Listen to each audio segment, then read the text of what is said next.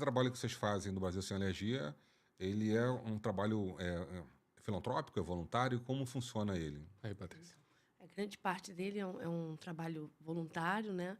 Onde a gente tem um número de médicos, né, para atender a população, principalmente de classe D e E, né, sem condições, às vezes, de manter um tratamento particular, né, que, às vezes, demanda uma condição financeira razoável, né, para aquisição de medicamentos e vacinas, enfim. No nosso projeto, a consulta é gratuita, a maioria dos testes também são gratuitos e as vacinas a gente trabalha com preços praticamente a preço de custo, para que o paciente consiga fazer o tratamento, né? Também contamos com a ajuda de muitas empresas, às vezes fazem doações de medicações, e a gente consegue, assim, levar o tratamento do paciente até o fim, né? Que é um pilar. É o controle ambiental, a medicação e a imunoterapia. Então, se esses 3 pilares não estiverem juntos, a gente não consegue ter um sucesso no tratamento.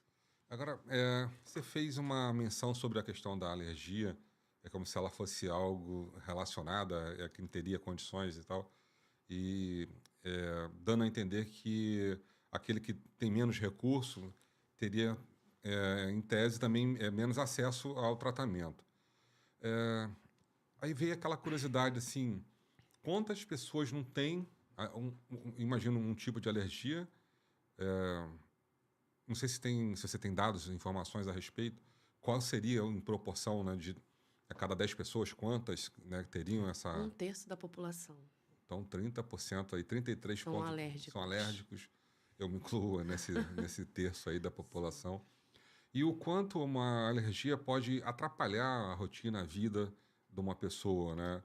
Ao ponto de ela não conseguir desenvolver bem um trabalho, inclusive até mesmo dentro de uma relação social.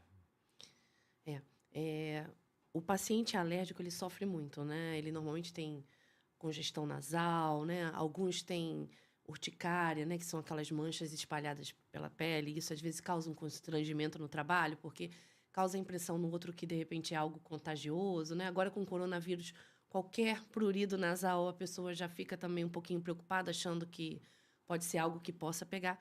Mas, enfim, a vida do alérgico é uma vida sofrida, né? Ele não tem uma qualidade de sono muito boa. A oxigenação cerebral dele também normalmente não é tão boa. Acho que o Marcelo pode até me ajudar nisso. Isso, Verdade. de uma certa forma, digamos assim, atrapalha a cognição, o aprendizado, né? Então, a gente pode notar que o alérgico ele tem digamos assim, uma dificuldade em vários aspectos, né? Não só de trabalho, mas de aprendizado, de convívio social.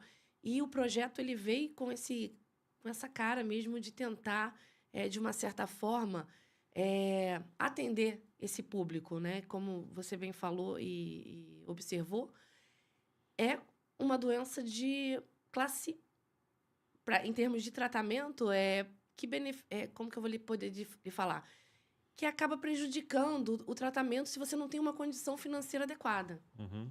Né? Então, o projeto veio para isso, para poder dar essa oportunidade ao paciente que não tem essa condição. A gente sabe que a vacina, ela muda a história natural da doença. O que é a história natural da doença? É o desenvolver dessa doença ao longo dos anos. E cura? A vacina, ela cura? Então, você tem um controle tão bom, né, que você pode se dizer curado.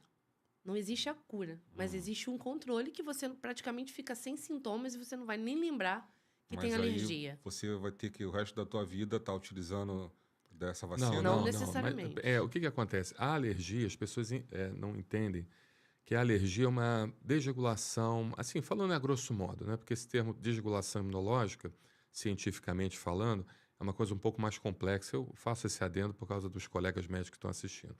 Mas, assim, para a população em geral, para que eles entendam, a alergia é uma desregulação imunológica. Imagina o motor de um carro desregulado. Aquele motor do carro está ruim? Não está, só está desregulado. Então, você não pode dizer que a alergia tem cura, entendeu? Você pode regular aquela imunidade e, na regulação daquela imunidade, você vai fazer com que doenças que apareceriam por causa daquela desregulação não apareçam mais. Então, por exemplo, uma rinite, uma asma, uma bronquite, uma sinusite, uma dermatite atópica descontrolada. Então, a vacina ela pode ser utilizada como um instrumento para o tratamento dessas doenças e, consequentemente, para a regulação da imunidade, fazer com que o organismo produza os chamados linfócitos T reguladores, que são células imunitárias que regulam todo aquele mecanismo inflamatório que nós temos no corpo que causam processos alérgicos. E também, em tese, a imunoterapia ela aumenta a produção do anticorpo chamado IgG4. E a IgG4, por sua vez, ele tem essa capacidade de evitar com que o principal anticorpo que causa alergia, chamado IgE, ele não haja ou diminua a sua ação no mastócito. E o mastócito é uma célula que nós temos no corpo que produz uma substância chamada histamina. Então, essa histamina é que é uma das grandes causadoras de processo alérgico. A alergia não necessariamente é somente provocada pela IgE, mas a imunoterapia ela trata muito bem as alergias mediadas pelo anticorpo IgE. Então, a rinite, sinusite, asma, bronquite. E lembrando que o alérgico ele tem o que a gente chama de marcha atópica. Então, muitas das vezes, o alérgico ele pode de uma rinite, ele pode evoluir para uma sinusite, ele pode evoluir para uma asma e para uma dermatite atópica. E o mais comum é o contrário, é da dermatite atópica, que é uma doença de pele, aquela inflamação da pele que coça muito, que dá muito descontrole no paciente, fazer o caminho inverso, que é o mais comum. Ou seja, dermatite atópica causar asma, causar a rinite e fazendo, então, fechando aquele ciclo. Então, se você, porventura, tem um processo alérgico, você tem uma rinite, tem uma obstrução nasal, tem muita coriza, entenda que o primeiro órgão que você tem que tratar é o nariz. A parte mais externa que você tem do seu pulmão é o nariz. Então, se o nariz não for bem tratado, você não consegue, então, tratar o resto. Entende? Então, esse é um recado muito importante, porque às vezes o paciente pensa assim, poxa, o que me incomoda na alergia é o meu nariz entupido, mas o nariz é uma coisa tão pequena, né? Tão, muitas das vezes, insignificante, por assim dizer, em comparação ao tamanho do nosso corpo, né? Mas o nariz, ele é um órgão fundamental a ser tratado, a ser cuidado, porque do nariz e da pele é que muitas doenças podem acontecer através desse fenômeno chamado marcha atópica. Tem pessoas até que tiram a própria vida por causa disso. Como assim, tira a vida? Porque, como ela havia falado, né, a pessoa dorme mal, a pessoa entra em depressão, ela não consegue ter uma qualidade de sono boa, porque ela precisa oxigenar adequadamente as vias aéreas, o cérebro, ela precisa realmente entrar na fase de aprofundamento do sono, que é a chamada fase REM, que é o Rapid Eye Movement, ou movimentos seculares repetitivos. Então, nessa fase do sono é que ela descansa, é que ela relaxa. E se você não tem o seu nariz com uma fluidez adequada, respirando adequadamente, você não consegue aprofundar seu sono. E não conseguindo aprofundar o sono, sua qualidade de vida é péssima. Você fica cansado o dia todo, você fica com ansiedade, você fica depressivo, você fica com crise, muitas das vezes, do pânico. Ou seja, as pessoas sofrem muito. O nariz é um órgão que precisa ser muito bem cuidado. E depois eu vou deixar ela falar um pouquinho sobre essa situação, porque o que a gente já pode fazer dentro de casa não é nem procurar o médico, né? O próprio controle de ambiente, né, Patrícia? Sim. Então, se você puder falar um pouquinho sobre controle de ambiente, que é muito importante isso. Tá.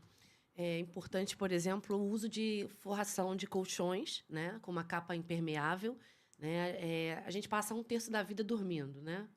Então, 8 horas a gente fica ali em contato, muitas vezes, com ácaros, com fungos, e não necessariamente esse ácaro ou esse fungo ele precisa estar vivo, né? Partículas, né, digamos assim, para tornar de fácil entendimento, pedaços do ácaro, eles também podem desencadear reações alérgicas. Então, quando se faz essa impermeabilização do colchão, você tira o contato, né, da pele com o ácaro. Então, isso diminui assim absurdamente as crises alérgicas, e principalmente o travesseiro, onde o contato é maior ainda, né, ali você fica 8 horas inalando tanto ácaro quanto fungo. Cortinas também são outros locais que aderem muito poeira, tapetes, bichos de pelúcia. Então, é importante, não é que você vá ter que se desfazer do animal, mas eu sempre oriento, né? Tem um animalzinho, mas terminou ali, não vai dormir abraçado com o bichinho, vai lavar as mãos adequadamente, abrir a janela para que possa ter uma ventilação boa da casa. Então, tudo que a gente possa evitar o acúmulo de poeira, ácaro, fungo, diminuir a umidade, são tudo condições que vão favorecer uma vida mais saudável, com menos alergia.